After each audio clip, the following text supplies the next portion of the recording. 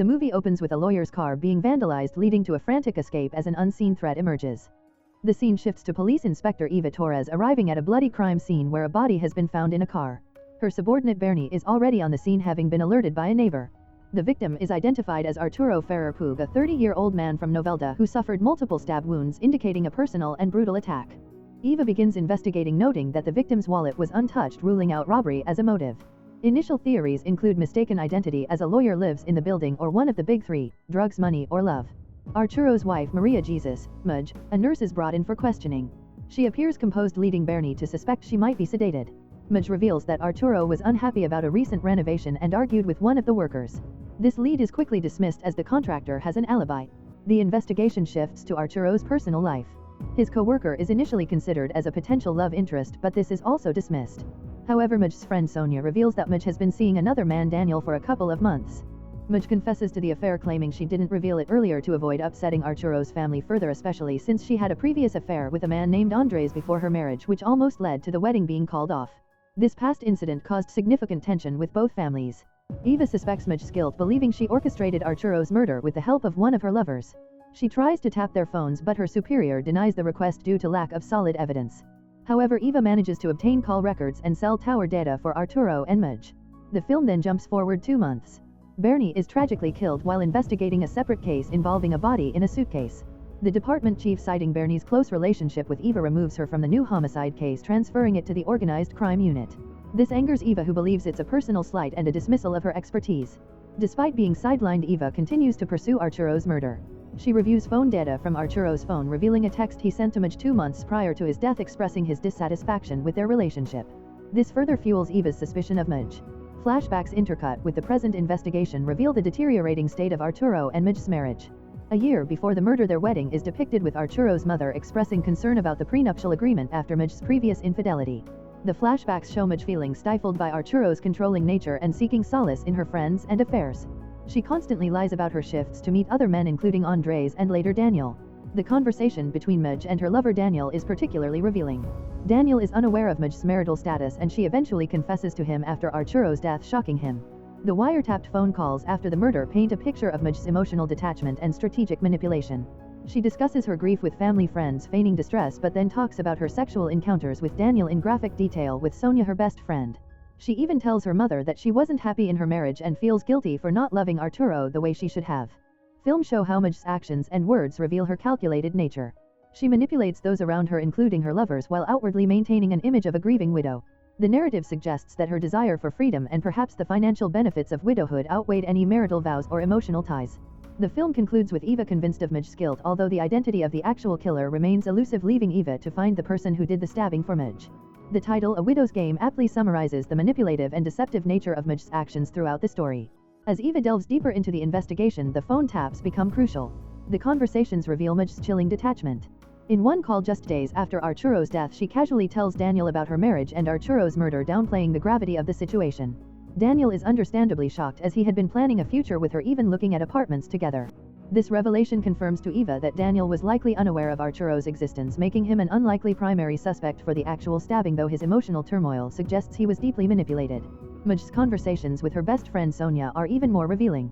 They discuss Arturo's death with a perverse blend of feigned grief and explicit details of Mudge's sexual exploits. Sonia, seemingly complicit or at least unperturbed by Mudge's actions, even encourages her promiscuity.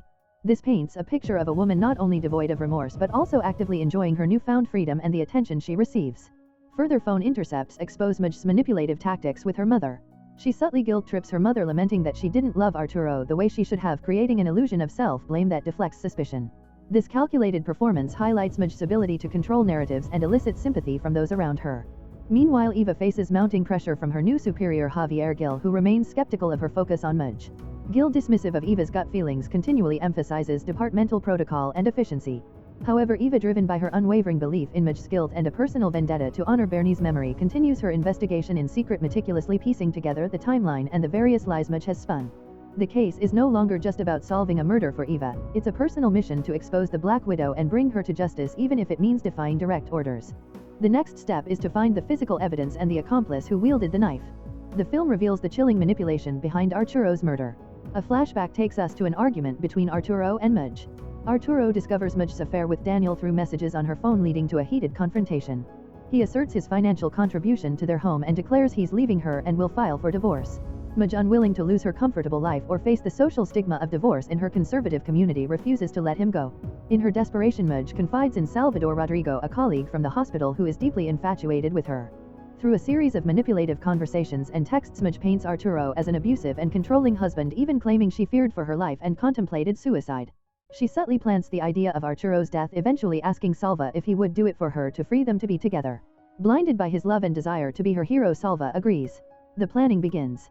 Muj ensures Arturo will park in the apartment garage on the night of the murder, using a pre-existing key she had given Salva for his occasional use of the parking spot. On the fateful night, Muj is on a night shift at the hospital, establishing an alibi. Salva, after confirming Arturo has parked as planned, carries out the brutal stabbing. Afterward, he meets Muj, who feigns distress, refusing to hear details of the murder. They agree to avoid contact for a while, and Salva provides Muj with a burner phone for communication, believing it will protect them from investigation. The investigation closes in. 2 months after the murder, Inspector Eva Torres, now more determined than ever after the death of her colleague Bernie, pushes her team to re-examine the case. The wiretaps on Muj and Salva's phones, previously deemed insufficient evidence, become the key. Eva's team discovers repeated lengthy calls from Salva to a prepaid phone, a common tactic among criminals. This immediately flags Salva as a prime suspect. The investigation intensifies, and a subtle manipulation of Arturo's brother Victor yields crucial information. Eva, pretending to be close to solving the case, hints that they know the killer's identity. As expected, Victor, desperate for closure, relays this information to Muj. This unnerves Muj, who despite her outward composure immediately calls Salva on the burner phone, expressing her fear that the police are digging into them. Eva's team tracks Salva to a hospital where his mother is in the ICU. They discreetly apprehend him, and simultaneously Muj is arrested at her home. During their separate interrogations, both attempt to maintain their carefully constructed lies. Muj portrays herself as a terrified victim of Salva's obsession, claiming he acted alone and that she only engaged in sexual acts with him out of fear and disgust. She denies ever asking him to kill Arturo. However, Salva, initially loyal to Muj, begins to crack under Eva's relentless questioning. Eva reveals that Arturo was never abusive, exposing Muj's lies as a manipulative ploy. Confronted with the truth and realizing he was used, Salva's devotion turns to bitterness. He confirms that Muj explicitly asked him to kill Arturo. The recordings from the wiretaps and Salva's eventual confession provide irrefutable evidence. The final nail in the coffin is a conversation where Muj, discussing her financial future and the inheritance, questions Salva about the apartment key and his knowledge of its whereabouts, subtly implicating him further while trying to maintain her innocence. The trial reveals the full extent of Muj's cunning. The combined evidence from phone taps, Salvador's confession, and the meticulous timeline constructed by Eva's team paints an undeniable picture of premeditated murder. While Muj attempts to maintain her facade of innocence, her claims of being a terrified victim of Salva's obsession crumble under cross-examination. Her inconsistencies and the stark contrast between her public grief and private callousness are laid bare for the court. Salvador, now fully aware of Muj's manipulation, provides crucial testimony that exposes her role in orchestrating Arturo's death. He details how she coerced him, preying on his affections and fear of losing her to commit the heinous act. His testimony, combined with the incriminating messages and calls, leaves no doubt about Muj's culpability. The financial motive, the widow's pension and the insurance payout, becomes clear as a significant driving force behind her actions, solidifying the prosecution's case. The verdict delivers a sense of justice for Arturo. Muj is found guilty and receives a harsher sentence than Salvador, reflecting her role as the mastermind and her betrayal of her marital vows. The ending highlights the dark side of human nature, where love can be twisted into a tool for manipulation and personal gain. The film leaves the audience contemplating the disturbing psychology of a woman who could so ruthlessly orchestrate her husband's death and then feign such profound grief.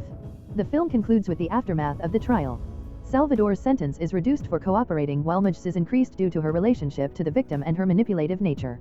The final scene shows them in prison, where Muj quickly moves on to new relationships with other inmates, solidifying her Black Widow persona and further highlighting Salva's tragic naivete.